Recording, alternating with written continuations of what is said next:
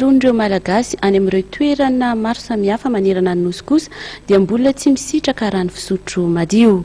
Notanterahana androany ny fanaova-tsony fifanarahana eo amin'ny fanjakana malagasy amin'ny alalan'ny ministeran'ny rano, ny angovo ary ny akoranafo, niaraka tamin'ny tale jeneraly ny orinasa Jirama momba ny fanitarana ny famatsiana rano fisotro madio manerana ny Madagasikara izay rano fisotro madio tatan'ny orinasa Jirama.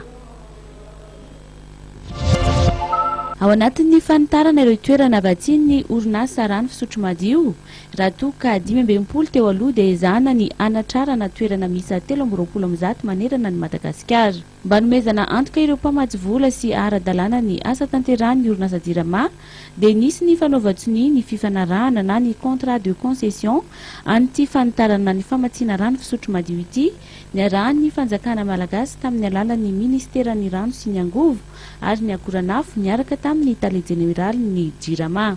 Tsy maintsy atao izy ity mba ho ara-dalàna ny asa ataon'ny Jirama satria tanatin'ny telo taona izay dia hatramin'ny 7 manakaty zany dia ny asa tsisy contrat de concession Jirama tanatin'izay fa dia ny azo fotsiny tao zany izy ny asa koa no tsy maintsy atao ny vahoaka tsy maintsy misotro rano dia zay efa teo fotsiny no alavaina fa dia zao zany tsika dia mazava ny toerana misy ny Jirama sy ny fanjakana eo amin'ny fikarakarana ny famatsiana rano amin'ny alalan'ny Jirama.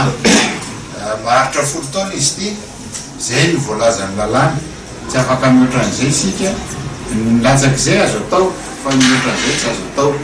Vola mitentina hatrany amin'ny 700 miliara ariary no takiany izay asa fanitarana izay hitadiavan'ny Jirama mpamatsy vola raha toa ka 400 tapitrisa ariary entina hanatsarana ny eto Antananarivo izay efa niarahan'ny Jirama amin'ny banque d'investissement européenne.